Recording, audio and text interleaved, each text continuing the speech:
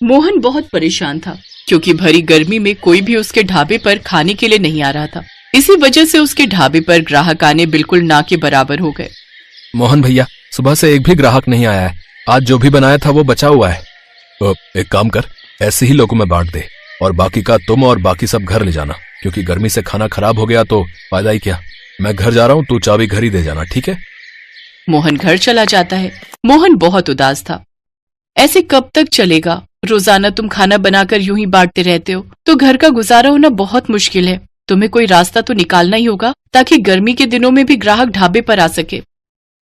सोच तो रहा हूँ सविता, पर पंखे की हवा में कोई बैठना पसंद नहीं करता और शहर जैसे एयर कंडीशनर लगाने के लिए बहुत पैसे चाहिए। उसका बिजली का बिल भी बहुत आता है और इतनी कमाई नहीं है अभी कि मैं वो सब कर सकूं।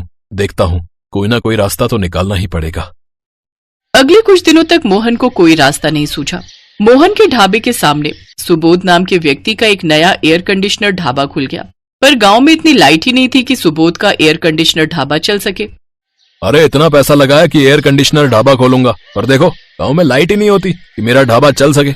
मैं तो सब कुछ बेचकर शहर जा रहा हूँ, वहीं होटल खोलूंगा। मैं तो कहता हूँ तू भी शहर आजा, वहीं मिलकर होटल खोल लेंगे।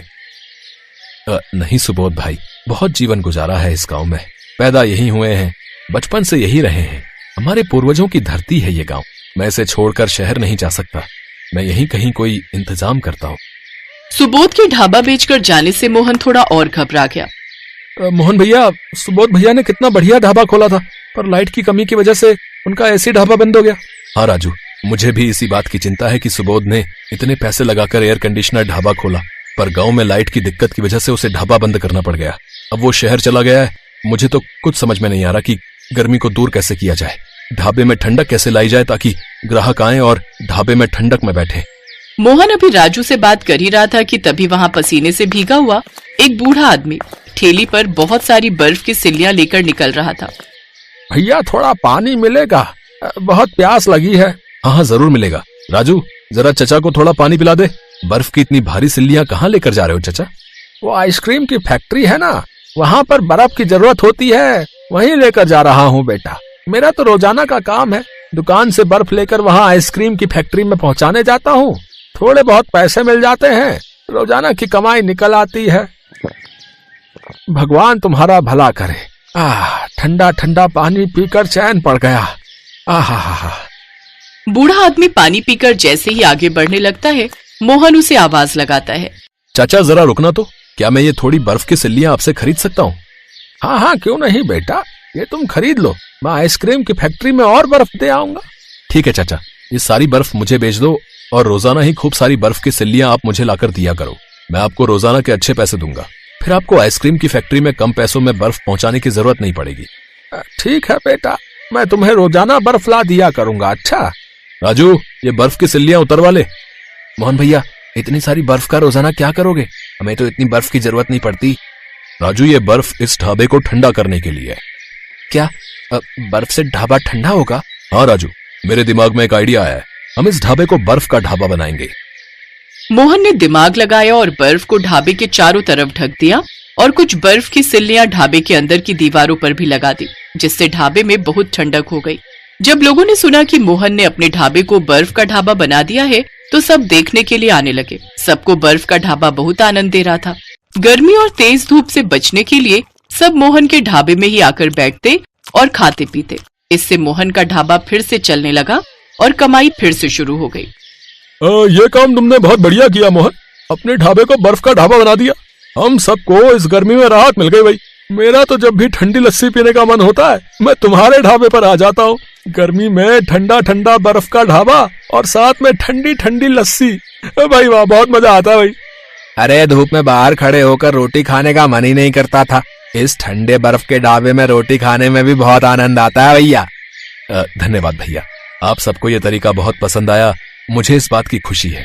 राजू, जा, चाचा बर्फ ले आए हैं, बर्फ अंदर और लगा दे ताकि और ठंडक हो जाए। मोहन बेटा, ये मेरा बेटा रघु है, अब से ये भी मेरे साथ तुम्हारे ढाबे पर बर्फ लाया करेगा। अच्छा, क्योंकि तुम कह रहे थे ना कि तुम्हें ज्यादा बर्फ की जरूरत है, इसलिए हमने 2 ठेली बना ली है। अब ये तो बहुत बढ़िया किया चाचा, ये लो आपके आज के पैसे। मोहन की बर्फ के ढाबे की तरकीब कामयाब हो गई। गर्मी से लोगों को राहत मिली। मोहन का काम अच्छा हो गया और साथ ही वो बूढ़ा आदमी जो बर्फ बेचता था पहले इतनी दूर जाता था पर कोई कमाई नहीं होती थी, पर मोहन के ढाबे पर बर्फ बेचने से उसकी भी अच्छी मदद हो गई। इस कहानी से हमें यही सीख मिलती है कि हमें कभी भी परिस्थितियों से घबराना नहीं चाहिए, बल्कि उनसे बाहर निकलने का मार्ग ढूंढना चाहिए।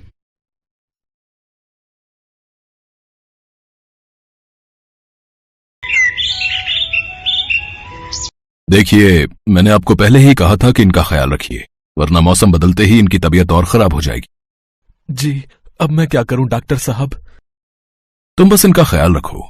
इन्हें गर्मी बर्दाश्त नहीं होती है, तो कोशिश करो कि कोई एसी या कूलर वगैरह खरीद लो। डॉक्टर इतना कहकर चला गया और वहां खड़ा कमल रोने लगा। कमल बहुत ही गरीब था। वो मजदूरी करता था और बड़ी मुश्किल से अपना घर चलाता था। कमल के घर में उसकी माँ के अलावा उसकी पत्नी पल्लवी रहती थी। कमल की माँ को गर्मी बिल्कुल बर्दाश्त नहीं हो पाती थी। जरा सी गर्मी बढ़ने पर उनके हाथ पैर सूजने लगते थे और पसीने की वजह से पूरे बदन पर अजीब से धब्बे बन जाते थे। ये हर बार की कहानी थी, लेकिन बढ़ती उम्र के साथ कमल की माँ की हालत अब और ज्यादा खराब होने लगी थी। बस कीजिए, आप इस तरह रोइए मत। रो नहीं तो और क्या करूं पल्लवी? क्या बताऊं डॉक्टर साहब को कि अपनी माँ के लिए एसी तो छोड़ो, एक कूलर तक खरीदने की औकात नहीं है मेरी। इसमें आपकी कोई गलती नहीं है। माँ जी के इलाज के लिए जो कर्ज लिया है उसकी किश्त भी तो आप ही भर रहे हो ना, तभी ये दिक्कत है, वरना तो हर महीने वो किस्तें चुकाने के बाद खाने पीने के खर्च लायक भी पैसे नहीं बचते। और देखो ना, इतना कर्ज लेकर इलाज करवाने का भी कोई फायदा नहीं हुआ। आखिर में माँ की हालत तो पहले से भी खराब होती जा रही है। कमल मजबूर था, इसलिए वो अपने आंसू नहीं रोक पा रहा था। उधर उसकी पत्नी पल्लवी भी ये सब देखकर दुखी थी। कमल तो सुबह होते ही अपने काम पर चला जाता था, पर अपनी सास को गर्मी से बचाने के लिए पल्लवी सारा दिन उनके पास बैठकर उन्हें पंखा झलती रहती, ताकि उन्हें पसीना न आए और उन्हें गर्मी न लगे। पल्लवी का ऐसा प्यार देखकर उसकी सास बिमला की आंखों में आंसू आ जाते। मैंने जरूर पिछले जन्म में कोई अच्छे कर्म किए होंगे, जो मुझे कमल जैसा बेटा और तुम जैसी बहू मिली। तुम दोनों मेरी वजह से कितने परेशान हो रहे हो। बस अब तो भगवान मुझे जल्दी से उठा ले, तब जाकर। ना माँ जी, ऐसा मत कहिए, आप चली जाएंगी तो हमारा क्या होगा? बेटी, तू परेशान मत हो, घंटों से पंखा कर रही है, जाकर आराम कर। नहीं माँ जी, मैं परेशान नहीं हो रही हूँ, बल्कि मुझे तो आपकी सेवा करने का मौका मिल रहा है। हे भगवान, ऐसी बहू सबको दे। कमल और पल्लवी दोनों बिमला की बहुत सेवा करते थे। बिमला को पंखा करते हुए पल्लवी सोचने लगी कि ऐसा क्या किया जाए जिससे उसकी सास के लिए एक एसी का इंतजाम हो जाए। और फिर उसी शाम, सुनिए, आपसे एक बात कहनी थी। हाँ बोलो ना। आप जितने पैसे कमाते हैं उससे तो हम माँ जी के लिए कभी एसी नहीं ले पाएंगे। हाँ तो? मैं सोच रही थी कि इस बार की सर्दियों में मैं भी कुछ काम शुरू कर दूं क्या? आपके पैसों से हम घर के खर्चे चलाएंगे और जो पैसे मुझे मिलेंगे उन्हें हम जमा करेंगे, और भगवान ने चाहा तो दोनों मिलकर अगली गर्मियों से पहले माँ जी के लिए एसी ले ही लेंगे। तुम्हारी सोच तो अच्छी है, पर माँ की सेवा, घर का काम और फिर बाहर का काम भी, तुम कैसे ये सब संभाल पाओगी? उसकी चिंता आप मत कीजिए, आप भी तो दिन रात काम करते हो ना, तो थोड़ी सी मेहनत तो मुझे भी करनी चाहिए। ठीक है, जैसा तुम ठीक समझो।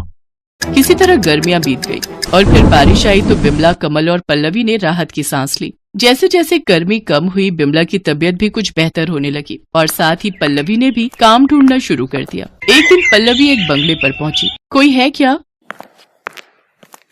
जी हाँ, बताइए। भैया, मैं काम ढूंढ रही हूँ। कैसा काम?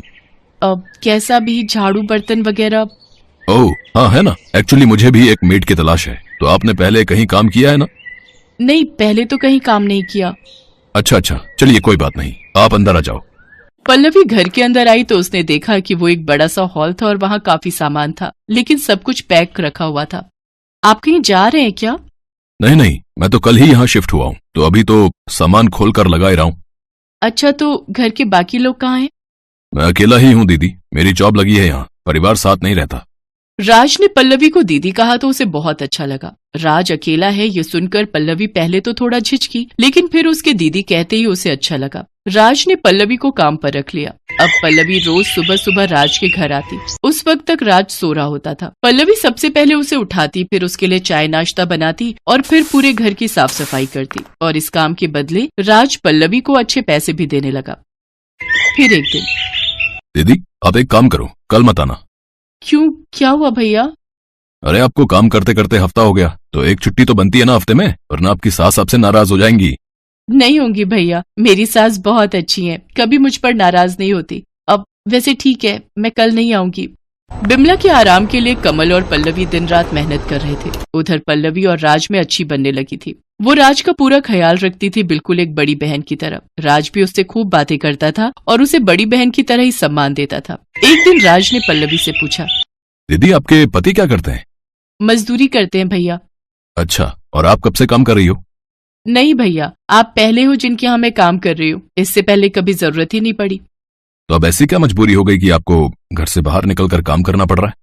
ये बात सुनकर पल्लवी की आंखों में आंसू आ गए और उसने रोते हुए राज को सारी बात बता दी। पल्लवी और कमल का अपनी माँ के प्रति प्यार और सेवा भाव देखकर राज भी भावुक हो गया। ऐसे ही कई दिन बीत गए। पल्लवी और कमल एसी के लिए काफी पैसे जोड़ चुके थे, लेकिन होनी को कुछ और ही मंजूर था। गर्मियाँ एक बार फिर वापस आने वाली थी। ऐसे में बिमला अचानक बेहोश होकर गिर पड़ी। उसे दिल का दौरा पड़ा था, तो जो पैसे दोनों ने एसी के लिए कमाए थे वो सारे के सारे बिमला के इलाज पर खर्च हो गए और फिर लगता है हम माँ जी के लिए एसी खरीद ही नहीं पाएंगे। हिम्मत रखो पल्लवी, ऊपर वाला हमारी परीक्षा ले रहा है। पर कब तक? 1 महीने बाद फिर गर्मी शुरू हो जाएगी और फिर माँ जी को और ज्यादा परेशानी होगी। कमल चुप था क्योंकि पल्लवी की बात सही थी। फिर अगले दिन पल्लवी राज के यहाँ काम करने गई तो उसने राज से कुछ नहीं कहा, बस चुपचाप अपना काम करती रही। ये देखकर राज समझ गया कि जरूर पल्लवी किसी परेशानी में है। राज के बार बार पूछने पर फिर पल्लवी ने उसे सारी बात बता दी। राज को भी पल्लवी की बात सुनकर बड़ा अफसोस हुआ। और फिर अगले ही दिन, दीदी वो आपसे एक बात कहनी थी। हाँ भैया बताइए ना। दीदी वो मेरी कंपनी ने मेरा प्रमोशन कर दिया है और उसके लिए मुझे दुबई भेज रहे हैं, तो मुझे अब यहाँ से जाना होगा। ये तो बहुत अच्छी बात है भैया, भगवान करे आप और तरक्की करो। पल्लवी राज की तरक्की से खुश तो थी, लेकिन एक सच ये भी था कि राज के चले जाने से अब उसकी नौकरी भी जाने वाली थी। ये सोचकर पल्लवी और ज्यादा उदास हो गई, लेकिन फिर भी उसने राज से कुछ नहीं कहा। फिर कुछ ही दिनों के बाद, अच्छा दीदी मैं चलता हूँ, आप एक काम करो, ये कुछ पैसे रख लो। नहीं भैया, मैं ये पैसे नहीं ले सकती, मेरी पगार तो आपने पहले ही दे दी है। मैं जानता था कि आप मुझसे पैसे नहीं लेंगी। चलिए कोई बात नहीं, मैं चलता हूँ, अपना ख्याल रखना दीदी। इतना कहकर राज टैक्सी में बैठकर वहां से चला गया और पल्लवी भी अपने उतरे हुए चेहरे के साथ अपने घर की तरफ चल दी। गर्मियां शुरू हो चुकी थी और पल्लवी की सास की तबीयत फिर बिगड़ने लगी थी। लेकिन तभी कुछ ऐसा हुआ जिसकी उम्मीद पल्लवी को तो बिल्कुल नहीं थी। जी बताइए। मैडम आपका कुरियर है और ये एक चिट्ठी भी है। नहीं भैया, आपको कोई गलतफहमी हुई है। ये इतना बड़ा डिब्बा हमारा नहीं हो सकता और हमें कोई कुछ क्यों भेजेगा? नहीं मैडम, ये आपका ही है, देखिए आपके घर का ही पता लिखा है यहाँ पर। कुरियर वाले की बात सच थी। पल्लवी को कुछ समझ नहीं आ रहा था, लेकिन फिर जब उसने उस बड़े से डिब्बे को खोलकर देखा तो उसे अपनी आंखों पर विश्वास ही नहीं हुआ। उसके अंदर बिल्कुल नया एसी था जिसे राज ने उसके लिए खरीदा था। एसी के साथ मिली चिट्ठी को पढ़ते हुए पल्लवी की आंखों से लगातार आंसू बहे जा रहे थे और मन ही मन वो राज को दुआएं दे रही थी।